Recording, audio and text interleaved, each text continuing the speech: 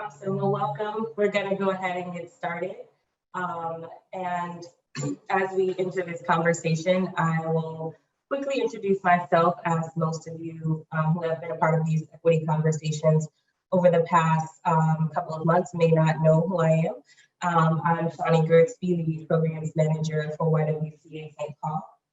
So I oversee our youth programs and staff. So some of those things you probably read about as we were waiting in the waiting room. So our programs around young women's empowerment, youth employment, and leadership and development are the programs that I work with.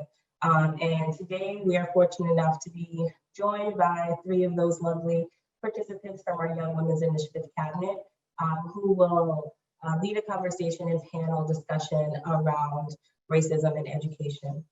And so I will talk no further, and I will let our panelists introduce themselves. Feel free to share your name, pronouns, as well as if you're in school, where you're studying, if you're not in school, where you're working, and anything else you would like to share with our audience today. And I will pass it to Raie because you're the first person I see. Hello, everyone. Good evening. My name is Raie. I use she, her pronouns. I am an alumni, actually, it's weird saying I'm an alumni. I've recently become an alumni of the Young Women's Initiative of Minnesota. It's our nation's first Young Women's Cabinet, established by former Governor Mark Dayton. And now my current work is with Ignite National. Ignite is a national nonpartisan organization, and we train women to run for office from coast to coast. I specifically train women who are of high school and college age in Minnesota to be our next generation of political leaders. That's my full-time job. I'm happy to be here and engage in this conversation with you all. I could go next. Hi everyone, my name is Zaynab Abdi, and also I am alumni from the Young Women Initiative as well. And I graduated from St. Catherine University this past May. I currently work with Raie. It's a Reviving Islamic Sisterhood for Empowerment organization. I am the civic engagement coordinator with them. I also work with Green Card Voices as an immigrants and refugee youth ambassador. And also I am a delegate and I work on advocacy when it comes to girls' education with the Malala Foundation, and then specifically focusing on countries with crisis and how girls' education are being impacted in those countries globally and also locally. So my pronouns is she, her, hers, and I'm so excited to learn from all of you and engage with all of you. Hi, my name is Ponny. My pronouns are she, her. I am still currently a cabinet member. It is my second year being a part of the cabinet. I recently graduated from Minnesota State University Moorhead. Currently, I work for School Readiness Consulting. It's a consulting firm in Maryland, and we pretty much just focus on childcare policies and implementation of childcare policies and make sure that it is equitable. And I also do reproductive advocacy work with Advocates for Youth, and also I'm a project manager for a bunch of random policy people doing education policy work. And so, yeah, I'm excited to be here. Thank you. Awesome, thank you all. As you all can see, our panelists are total experts and awesome and very versed in this conversation that we're about to have. So before we go into the panel discussion, I just want to set some context. So I'm going to share a few slides with information and talk through a little bit of what we're going to get into for tonight's conversation. So Shannon, whenever you're ready, I am ready as well.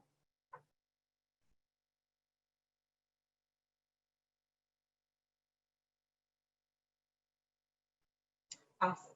So currently Minnesota, thank you. Currently Minnesota consistently ranks among the highest performing states for education quality, but also has some of the worst disparities in the nation in education.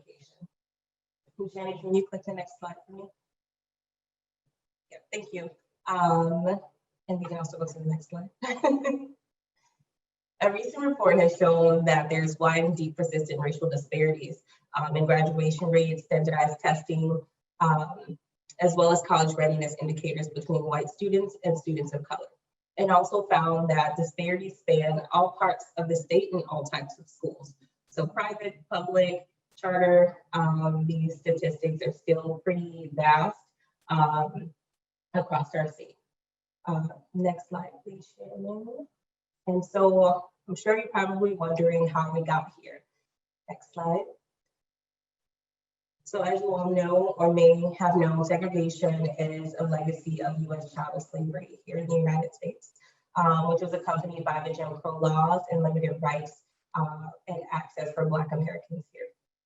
So while we had a significant win with Brown versus Board of Education, with the Supreme Court decision declaring that racial segregation was unconstitutional, efforts to integrate were met with violent resistance pretty much all across this country, which also wasn't very long ago, shall I add.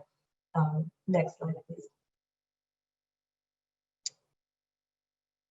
Also, these segregated schools, often most of them serving Black students, received less funding, and school funding mechanisms are generally based on property taxes, which ensure that more affluent communities often have better funded schools. So which means they had more quality of books, class options. Also sometimes the difference in between what Black students were learning and white students were learning were very different because they often had different textbooks, or textbooks may have been missing pages and information as well. Next slide. And so the next question we have is, how does racial inequity show up in our schools today? Next slide. So segregation still exists and is still a part of our society. So racial and economic segregation in our schools is very blatant and can be seen just about in any community across the state. And so in many communities, Black schools were closed. Black students were bused to white schools. And many Black educators lost their jobs. And so currently in America, most schools are largely resegregated. And I just heard an interview the other day with Raie Bridges. She has a book out. I can't remember the name of it at the moment, but she mentioned that the school that she integrated as the first Black child a few decades ago has now been resegregated after all of those efforts that were made when she was just a young girl, but now it's a predominantly Black school instead of it being predominantly white. Just wanted to throw that in there. So if you do find the name of the book, please drop it in the chat by Raie Bridges. So continuing on, as the number of Black students in public schools grew, many white students and families moved out to the suburbs or started to attend private schools.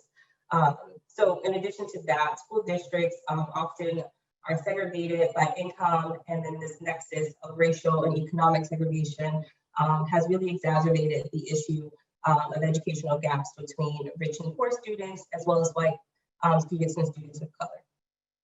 Next slide. Also in our curriculum, the histories and narratives in our academic textbooks are often inaccurate and Eurocentric. The violence and degradation against marginalized communities in this country is often removed from textbooks or just not spoken about, as well as the perspectives of those enslaved, brutalized, and mistreated, which informs why the long-term impacts of slavery and colonialism in this country is often overlooked or minimalized. There's also gender stereotyping in schools, lack of awareness and understanding of trans and non-binary issues, which leads to exclusion, isolation, and invisibility. So in our textbooks, there isn't much conversation about that as well. So a great deal of what is taught in our schools is influenced by religion and politics, which can get very murky because that comes from folks who have the power and the privilege to do that. And so this little snapshot here was just like an image I found online from a textbook about the Atlantic slave trade, which made the slave trade seem like an optional thing for people to do, which for some of us, we know that that's not true. But these are some of the things that are being put in our textbooks around the rich cultures and histories of people of color. And so when these things are in our textbooks, we read these things, and that influences the way we as learners see ourselves, the way we understand our histories, and how we begin to vision and imagine what our futures can look like.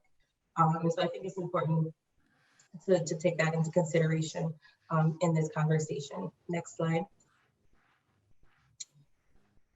Also, representation is another way that inequity shows up in our schools. And so for most Black folks, I attended school in Detroit, and so I had a ton of Black teachers, but I know for a lot of my friends that wasn't their experience. So unconscious bias in white teachers who favor more of a colorblind approach really does cause intentional harm, and sometimes intentional harm to their students. Black students who had just one Black teacher by third grade were 13% more likely to enroll in college. And those who had two were 32% more likely.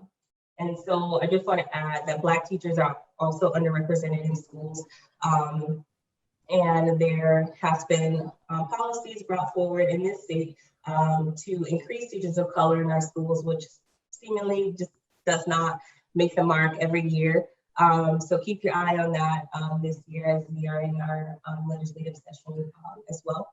And we'll move to the next slide. Next up is school discipline. And so school discipline policies such as such as zero tolerance policies disproportionately impact Black students by criminalizing minor infractions of school rules. I'll also add that most of these policies are discretionary, which means that it's at the power of the teacher or administrator to say, hey, I don't like the way that you said that word to me, or I don't like the way that you looked at me, or I don't like the way that you're wearing your hair, or whatever. Sometimes it's not so set in stone. It's just things that people can just say, hey, I don't like the way that your comment made me feel, even though it may not have had any negative connotation to it. It just could be, well, this is a Black child saying this to me, so I'm going to assume that there's aggression or anger behind it. And so there's a report that came out, I want to say maybe 2 years ago, about the push out of Black girls and the erasure of Black girlhood in schools. And it showed that Black girls are 6 times more likely to be suspended than white girls, and that Black boys are suspended and expelled at 3 times the rate of white boys. Also, students with learning disabilities or histories of poverty, abuse, or neglect are often subject to disciplinary actions. And so these students who are suspended or expelled for some of these smaller infractions are 3 times more likely to encounter the juvenile justice system. Because unfortunately for a lot of our students of color, especially those who are Black, Native, or Latina, the quick response is often to escalate to police involvement versus some kind of mediation or something to that effect. And if you haven't seen Dr. Monique Morris's documentary called Push Out, I encourage you to do so. This image here, this young lady is from that documentary, but that talks about the experiences of Black girls in schools. Next slide. Second, but not last, perceptions and expectations are also inequities that impact our students in schools today. And so a groundbreaking study by Georgetown Law Center on poverty and inequality provides data that shows adults view Black girls as less innocent and more adult-like than their white peers, especially between the ages of 5 to 15. So sometimes saying something that may appear as disrespect often may be interpreted as a little more aggressive than if a white young girl would say it as well. And so there's also this perception that as young Black girls, we should know better. But if our same, classmate were to do the same thing, it's like, oh, let me help you figure it out. So there's a different treatment and reaction to certain behaviors, often depending on skin color. And so the report builds on similar experiences for Black boys. And lastly, for this, I'll just add that I think this is something we've probably heard before, but a teacher's beliefs about a student's potential can often be a self-fulfilling prophecy. So if a teacher believes that a student, won't amount to anything and expresses that to a young person, that can severely impact the way that that young person learns and how they envision their future. So we need to be mindful of our language when we are engaging with our young people on those things. Last but not least, next slide, is higher education challenges. So once young people tackle all of those things in their primary education, there's still more barriers once you get to higher education. And so a question around the SAT is something we're going to talk about a little bit later. And I know Zaynab has a lot of experience around advocating for that not to be a standard of issuing acceptance into school for students who want to learn. And so just thinking about the history of this test, which was created by Carl Brigham, who was a Princeton alum and also an avowed eugenist. And he created this test to uphold a racial caste system. This was news to me. I didn't know this when I first read about the history of the SAT and other standardized tests that are used for college admissions. But he advocated this theory of standardized testing as a means of upholding racial purity. And in his book, A Study of American Intelligence, the test he wrote would prove the racial superiority of white Americans and prevent the continued propagation of defective strains in the population, which was the infiltration of the white blood into the Negro. And so the SAT is still under attack against poor Black and Hispanic students for this particular history of disenfranchisement. Also, poor Black and brown first generation students also experience great adversity on campus once they're there. So issues of food insecurity, so that is not knowing where your next meal is going to come from. And then there's also increased stress. There's also sometimes having to work multiple jobs to pay for that college tuition. And also a lack of familiarity with the process. Sometimes when you're the first person in your family to go to college, there's often some information that is missed about the financial aid process, about how to ask for mentorship or how to check in with your professors about grades or how to access mental health services and things like that. So there's still quite a few barriers for our students of color once they do make it to their secondary education. So that is the last of our context setting. So I'm going to move us into our transition and panel discussion. So as you all read or heard, racism has a vast and complex history in our education system. And these long-term impacts impact students of color around opportunities for leadership, mentorship, and job opportunities. And during this conversation with our panel, we're going to discuss some of these issues in a little more detail. In this conversation, we will also center intersectional identity and experiences. So unfortunately, those of us who are on this panel, we do not get to prioritize one identity over the other. So being Black, over being a woman, or religion over being anything else. And so these are all identities that we walk and live with collectively. And so a lot of the conversation that we will have will be centering that. And so for folks who don't know what intersectionality is or haven't heard the term before, it essentially is a lens or prism to see and understand the ways in which various forms of inequality operate kind of in tandem to oppress. So it's not just me being a woman, it's also me being a Black woman, me being a cis woman, or if I were, a trans woman. And so those types of things that impact our ability to access opportunities, etc. And so with that being said,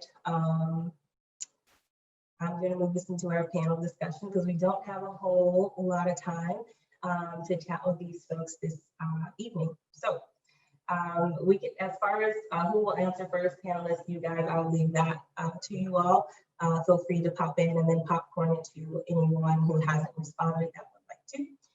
So our first question is, how has your identity impacted your educational experience? And I will repeat it. How has your identity impacted your impacted your educational experience?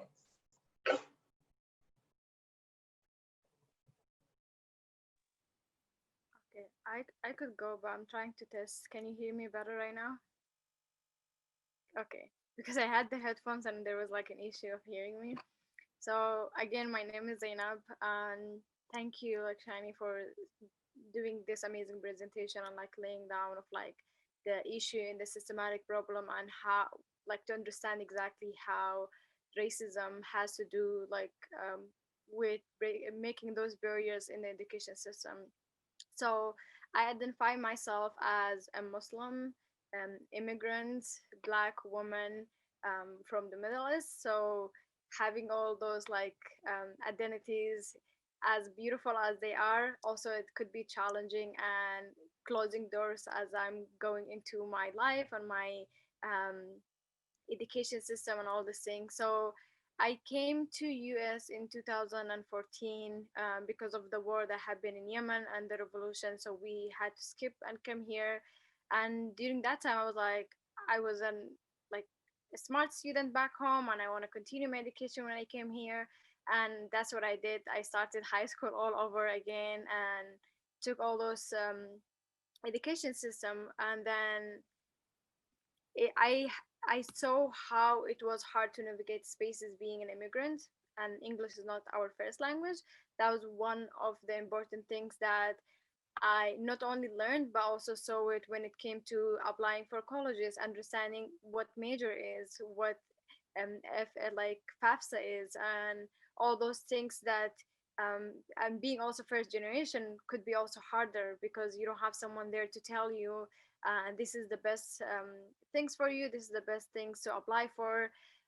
So the barrier of having the language was one of the huge things, and we also, I will talk later more about the ACT, but mostly when it comes to identity, also like being a Black person and having that like in your resume, or like sometimes when schools ask for interview to accept you for a school, those could come off as a way being pushed away. And also like there is that fear since 9/11 on like Muslim communities, and seeing that impacting the education system and how our education system talks about Muslim in different way. Because like when I'm in the school and we talk about history, the only history that being represented about Muslims is 9/11, and I'm like, can we talk about our history, even if it's not like the golden age and how Muslims contributed to the beautiful technology and the beautiful things that we see in today's,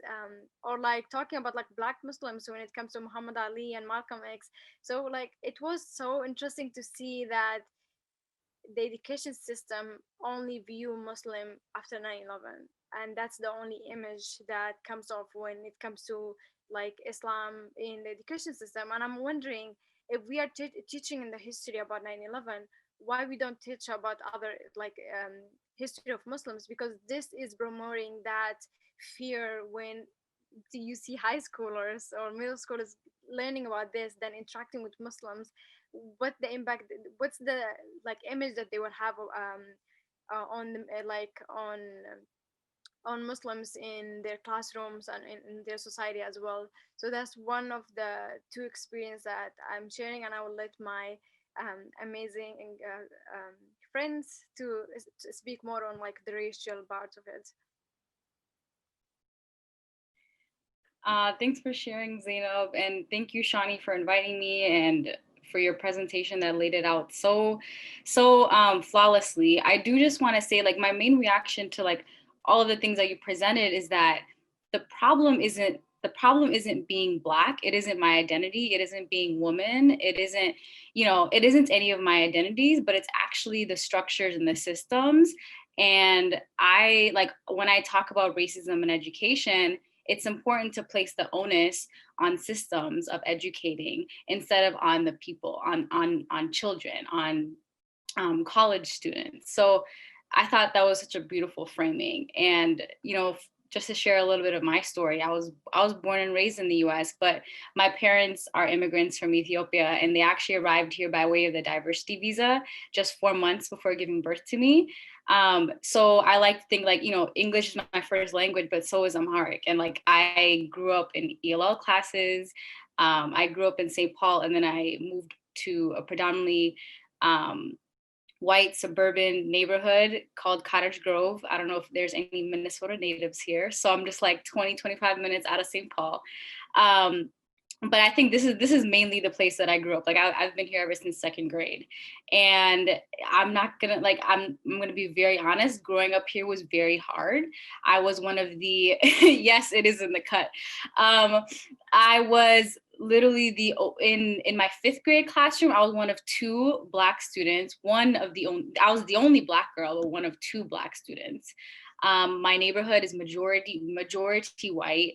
And, you know, just to provide some more context, is that when I came in St. Paul, my neighborhood was so connected. Like, we'd often just leave our doors open and people would come over and we'd have like coffee. Like, and I'm from Ethiopia, and we love drinking coffee, and we always have coffee ceremonies. We're always open to people. And when we came here, like, me and my family were like, wow, everybody has their garage doors closed, the doors are closed. It just seemed so cold. And unfortunately, that feeling of coldness translated in the classroom. When you were speaking earlier about like teachers of color in the classroom, the first time that I had a teacher of color was in my sophomore year of college. I was 20 years old when I first saw a teacher of color in the front of the classroom. And I think that's absolutely ridiculous that it was, what year was that? That was like 2019. I had never seen that before. I had never even seen it in my school. It wasn't that I just didn't have one. I had never seen it in my school. So that was a significant problem. And then 2 is like, when you don't have, you know, communities and structures of support, you feel very isolated going in high school. And one of the programs actually that I think is like my saving grace was AVID. It's a college preparatory program, and that's the class where I learned about what's the FAFSA, how do you apply for school, how do you measure schools, what are some of the things that you should be asking for from your teachers, like letters of recommendation, how can you be a successful college student. I mean, like, all of these questions that I could not go to my parents for, and I couldn't go anywhere else for. This program specifically addressed that. And, you know, obviously, like, I'm very indebted to AVID, but I also just think it speaks largely to the culture that we have in education, that isolates students who come from very diverse backgrounds, who don't have people like them represented in the front of the classroom, and even in the curriculum too. Thank you both for sharing. For me, I would say I grew up in like Northwest Minnesota, but I am also similar to my 2 friends who just shared. I'm also from an immigrant family. I was born in Ghana on a refugee camp, and we came to America when I was about a year old. And my mom was a young parent, and so it was me and my mom pretty much traveling and moving around a lot.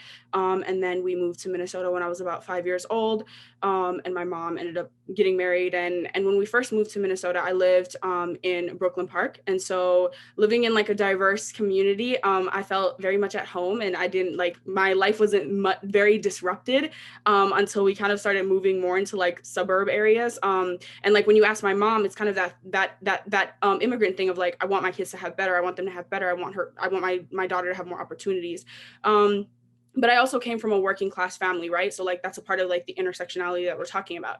I came from a family where like childcare was too expensive. And so, and this culture that kind of puts this weight on like the oldest daughter to kind of be a caretaker. And so I came from this family where we're in this country where childcare is too expensive. I have young parents. And so I was kind of expected to like help raise my siblings, right? So huge part of my life since I was like 5 years old was being very like hands-on in the development of my younger sisters. And so we ended up moving when I was about nine years old to East Grand Forks, Minnesota. So a very predominantly white community. You can't even like, y'all live here in the Twin Cities. Y'all can drive down the block and be around people of color. Yeah, no, like there's nothing. And so we moved out there, and it was a culture shock for me. And on top of it being a culture shock, it was isolating. And it's a type of isolation that as a child, you don't understand it and you can't talk about anything. So I don't have anybody at school that gets my life.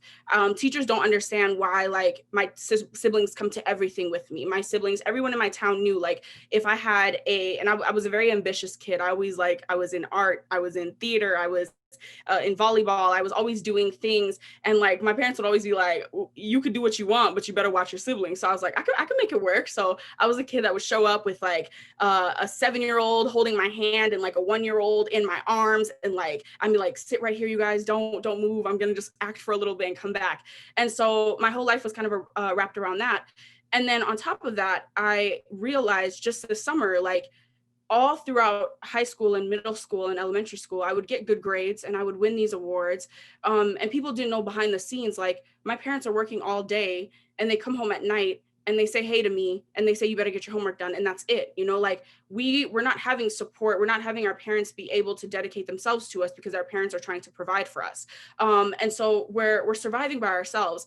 And a part of surviving, and I feel like I've noticed that in a pattern with the line of work that I'm doing, is children of color, specifically Black kids who are low income, they don't realize that they're gifted, right? Like I never knew I was smart. I grew up in a town where all of these kids, all the smart kids were white and their parents had money and their parents were doctors and professors and all these cool things. And they got the opportunities to go and do these different programs because their aunt is the school counselor and she told them to sign up for this grad course or something.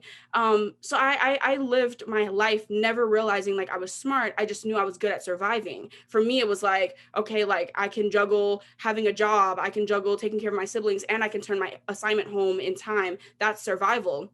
And every now and then you would deal with like the pushback from teachers. And when they would say things, I remember I had a teacher pretty much kick me out of her classroom because I explained something to her, like I can't do this thing. And kind of like what we talk about where Black kids get penalized way more than their white peers. This was a teacher where white students would call her names. They would call her the B word. They would say the F word. And I remember when she was kicking me out of my class, I pointed that out. I was like, how are you kicking me out of my class when just yesterday he called you a bitch and like you let him stay? And she was like, well, his story is different. And I remember when I came back to her to talk, like my principal was like, go have a conversation with her because my mom called her. I went back to her to talk to her and say like, why did you treat me differently? She goes, those students have issues in their lives. And so I understand. And that's why I treat them the way I treat them. And I was sitting there like knowing my peers that I was the only one who went home and raised a family. And I was the only one who was juggling work. And I was the only one who was helping her immigrant parents understand certain things, right? And it was just rage of me sitting there like, I can't voice to you what's happening, but at the same time, I shouldn't have to, right? Like we Black students and marginalized students shouldn't have to come to school and say, hi, here's the struggles that's happening in my life, to be treated like humans, right?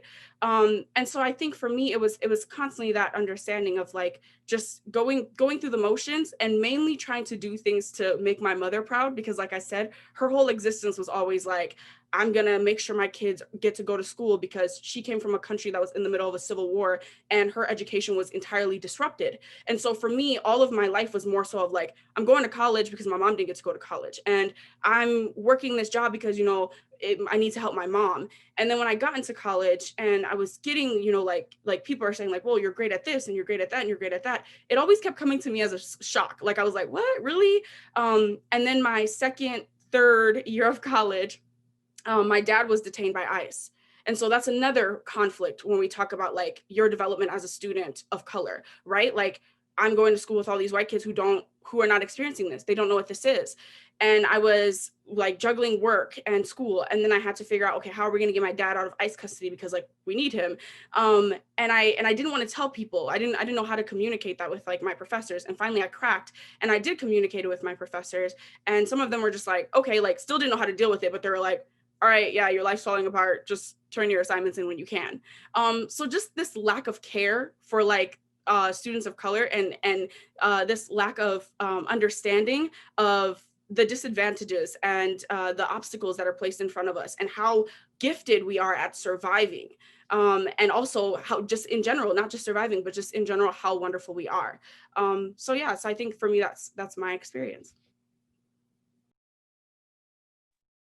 Thank you all for sharing your experiences. And also, for the sake of time, I'm going to skip a few of the questions because I want to make sure that our audience have time in their breakout sessions to talk as well. Again, thank you all for sharing. And the next question is, how can we use different forms of education for liberation in and beyond the classroom? So for me as a youth development practitioner, a lot of the things that we read and discuss are around education for liberation, right? So we read folks like Paulo Freire, bell hooks, and things like that, and thinking about education as a tool, not only for survival, but thriving.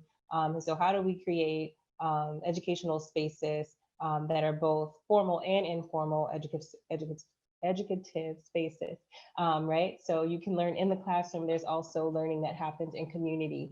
And so how can we use different forms of education for liberation in and beyond the classroom, in you all's opinion? Some of you shared a little bit already in reflection to this question. But if you have anything to add, feel free to hop in. I mean, like Ponny was just sharing, we've been surviving. I just want to build off of that point. Like we have been surviving for so long and we're doing so well. But imagine if we were thriving and imagine if we had systems that supported us, not only where we would be, but like where would our country be? That's just like, that's the place that I want to live in. And when I think of liberatory education, that's where I want to be. I want to be in a place where we are all thriving, not just because it helps people who come from minority backgrounds or marginalized backgrounds. I think like sometimes we like pathologize this narrative around like, I'm going to help you because you need to be helped. No, it's more like, let's help each other so we can all grow. Like that's what it's really about. You know, there's this beautiful quote.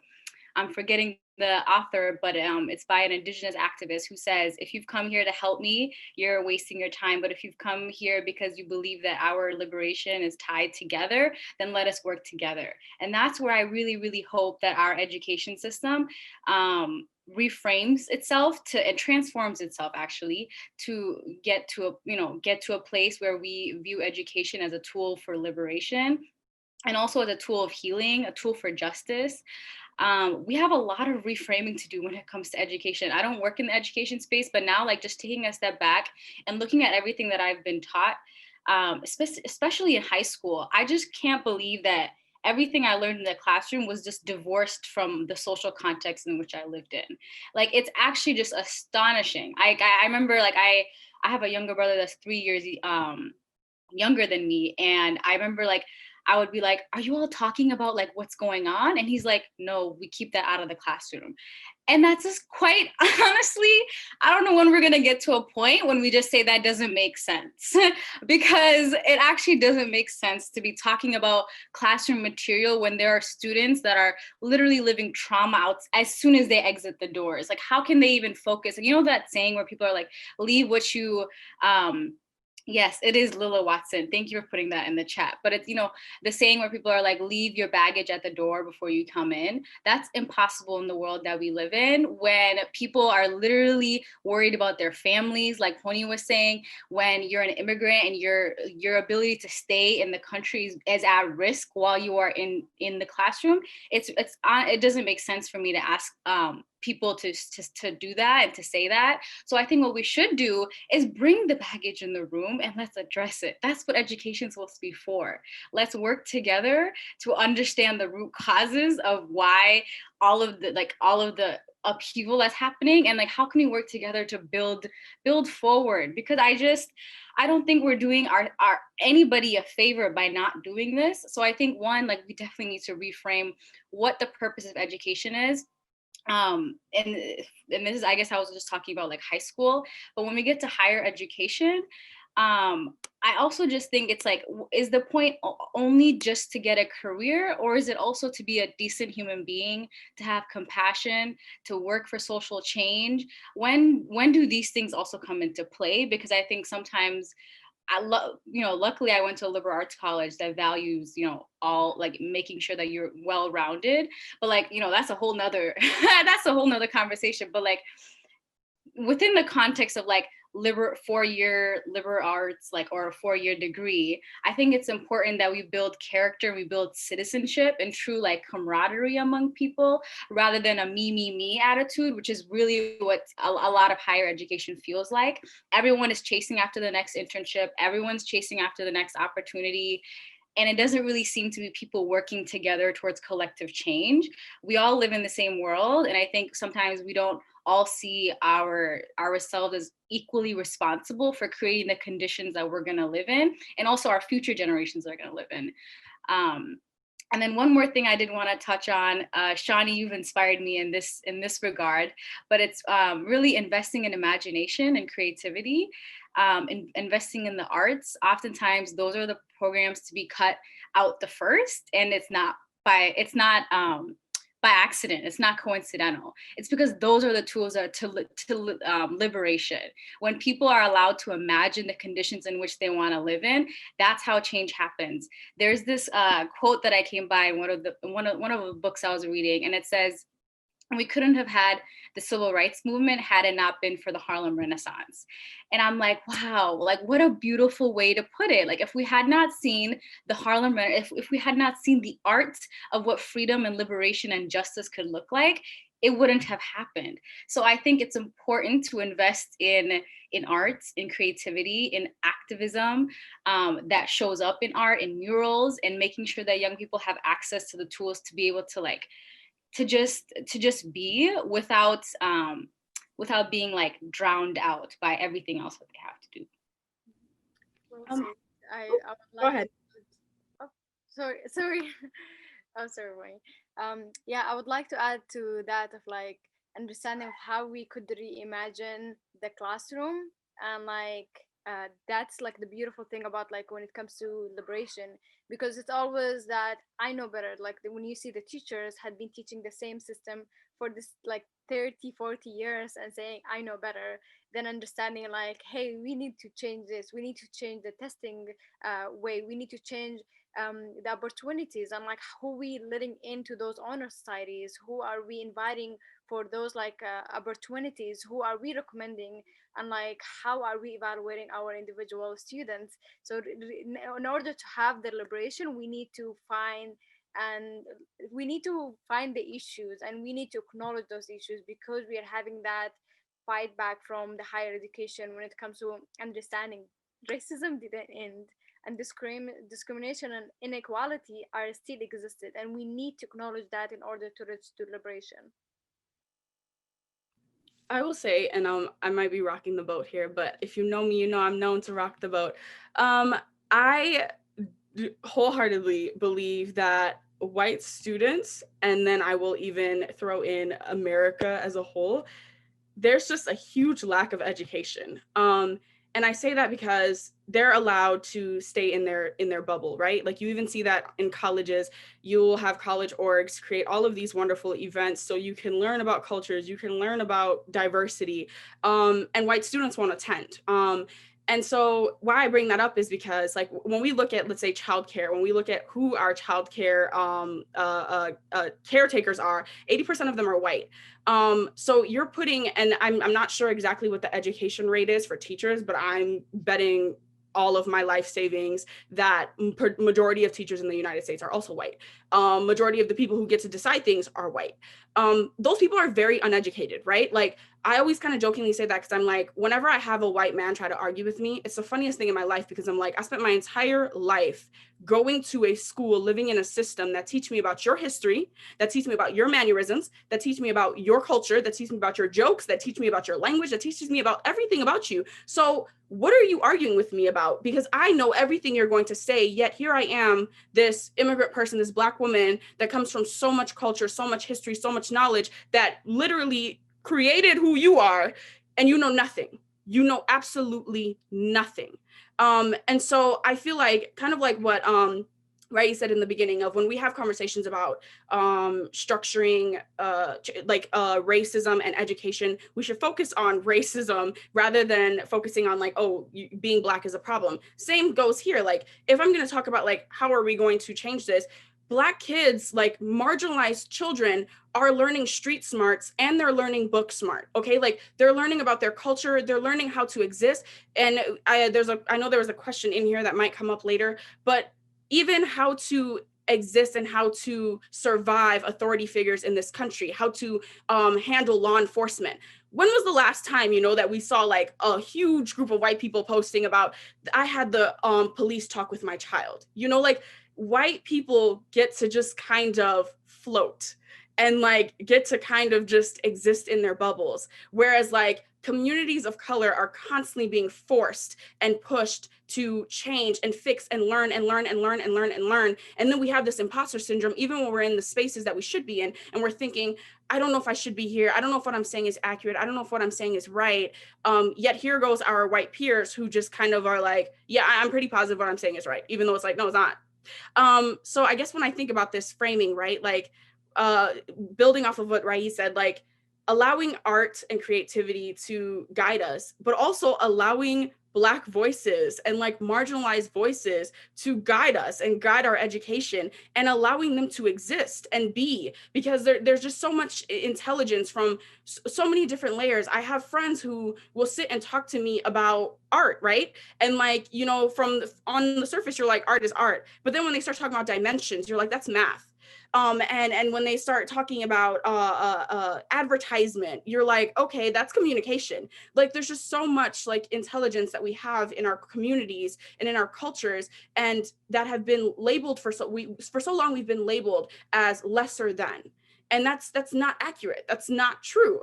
And so I feel like when I'm thinking about changing and fixing things, I feel like there needs to be like a deep fix within white systems, and within the people who keep hiring white educators who don't have knowledge of culture, don't have knowledge of, racial oppression, don't actually have full knowledge to teach students of color, and to expect that like we will just end up continuing to survive.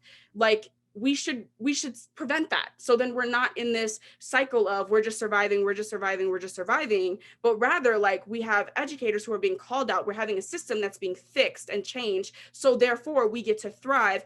Young people don't have to feel like I need to take this test to be good at this thing, or I need to pass this history test that's only teaching me a jaded version of American history that's not accurate at all.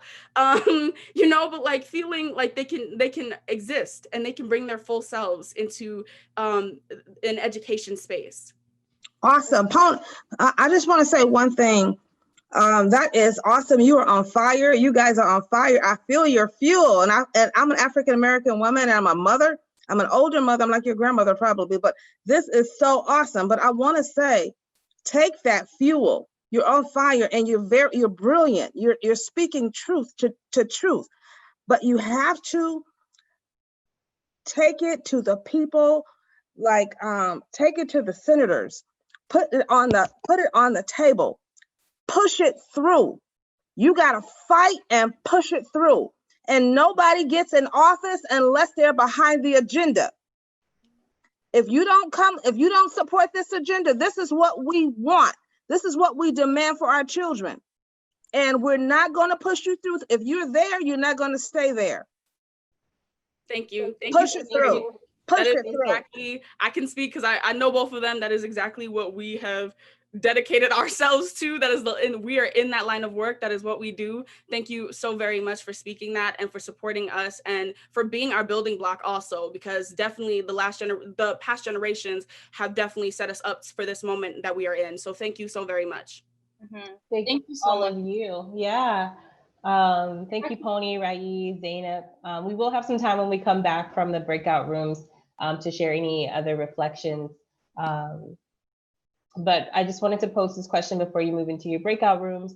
So considering all that you've heard from our panelists and from the presentation, how can you, so you individually, as well as your collective we around you, how can you show up and support all youth of color? So that's not, you know, a young person of color who comes from a specific background, economic bracket, or looks a certain way. I'm talking all youth of color, regardless of gender identity, religion, etc. So how can you and your collective community show up and support youth of color in our current educational landscape, given all of the context that you've just heard in this panel discussion and in the presentation? So I think I cut Raie off. I don't know if there's anything else you wanted to share before we moved into our panel. We can move into our panel. I can share later. Okay, awesome. So our breakout rooms will have about 10 minutes or so to talk about this with your room captains, and then we'll do a quick share back at the end of that to capture any reflections. Okay, I think we have majority of folks back, so I'm going to allow some time for our room captains to share reflections from their conversation. So. Can I go? Wait, is it everybody or is it just us? Just the room captains. Oh, okay. Can I go first? Because I'm. You surely can. Okay. So some of the things that some of our guests were speaking about were one lady got on and she talked about how she is volunteering with tutoring in a diverse community, a fairly diverse community. And that how she would encourage other people to get involved with just volunteering with tutoring. Her daughter also worked with alternative learning center that most likely is always looking for volunteers to come out and help kids with their education. One other person said getting connected with different organizations to volunteer help, making sure different resources are known out there for all different types of youth of different races, seeking the knowledge about the problems of that is within the education system.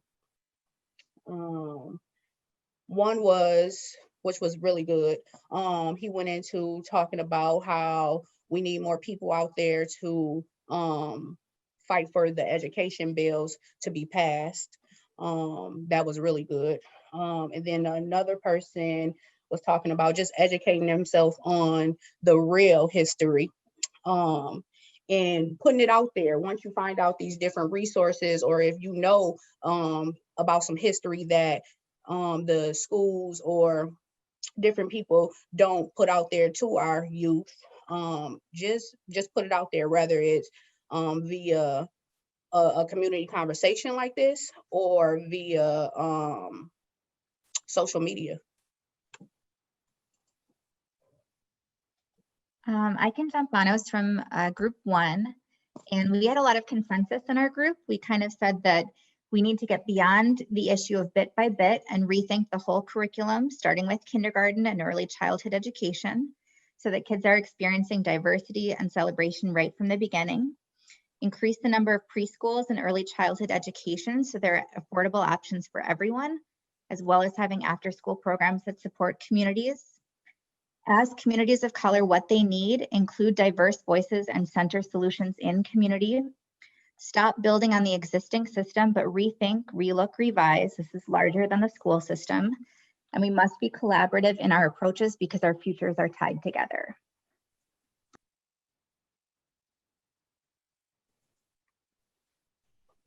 We have 2 more groups, I believe, we need to report back. I had group 3. And for the first question, there were a lot of different answers, but to kind of summarize it, a lot of folks felt like the education that they received in school wasn't equivalent to what they learned in high school, or I'm sorry, in high school and in college.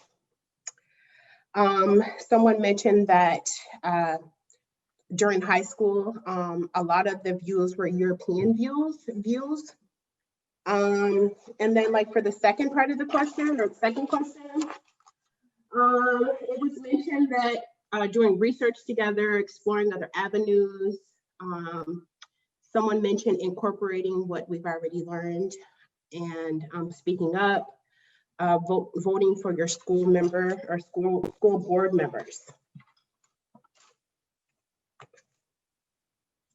That's it. And for us, a gentleman who he identifies as white, he said, we must sit with ourselves. We have been the problem and have built these systems of oppression because we must be aware of how we move in the world. Someone else mentioned, they said, must take responsibility as individuals to understand our roles within systems, and we can influence systems. It's important to reiterate brilliance to young people, to catch young people when they knock themselves down, or they may say something disparaging about themselves, and it's up to us to really encourage them. A woman who is a senior in college, she's studying to be a teacher and identifies as white. She said we must be aware of, or she is aware and wants to be aware, to continue to be aware of what she brings into her space. It's important to listen and to be in the moment. And she said, it's my job to educate myself how not to harm students. It's not their job to educate me. There was some encouragement around, like know who you're teaching as a teacher. There was comments about being proactive, about learning and listening. Somebody said, as community members, we must be aware of dynamics within families and notice issues we can be proactive. And if we see something, to do something. And lastly, we can also be proactive in sharing, because some families may not advocate, or they may not be comfortable to ask for help. But we can definitely step up and share. Thank you to all of the room captains or facilitators for facilitating those conversations and sharing back with us.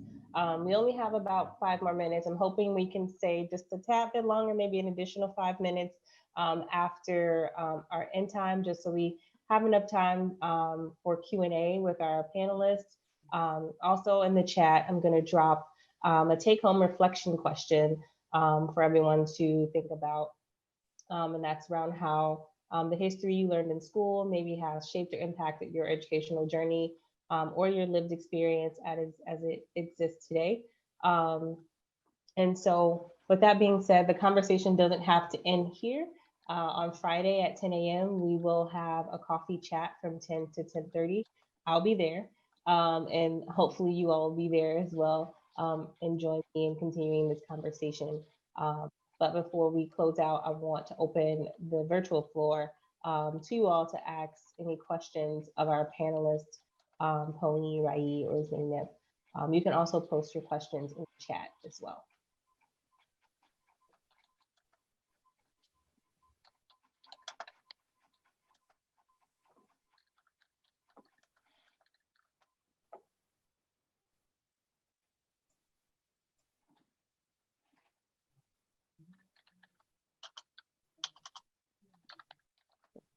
I don't mind silence, but also our panelists, I don't know if you have any questions or any final words for our audience today.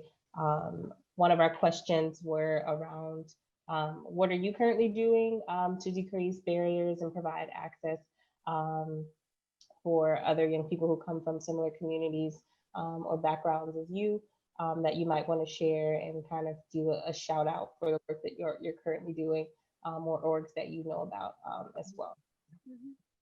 Yeah, thank you very much. I will just like try to debrief as people are asking some questions. Can you hear me very well? That's good. So, some of the things that I had been doing was when it comes to like how we create inclusive environment when it comes to education system was understanding the barriers, and one of it, like Shaunie was talking about the ACT, SAT. Those standardized testing are very problematic, but we still are using it to justify for that exclusive that we are using to push people away from being accepted to higher education and like putting them in that. So finally my university, they made it optional, but I had to fight for it for 4 years, and it shouldn't be on the hand of the students and individual student to fight for change. And that's when it comes to like we are have been doing those jobs, but that shouldn't be on our shoulder. It should be teachers, it should be family members, should be communities, should be the government, and everyone should be part of that change. And that's like there's a lot of organization, including my organization right now with Rise. We are doing a policy on education and having like that lobbying and talking to the government and all this thing. But that shouldn't be only on like one group of people. It's all of us to do those change, and we will continue experiencing those, and change is not going to happen in one day, but we need to take responsibility upon us as individuals and as an organization as well. For me personally, I am fortunate to be working in like a very policy heavy space.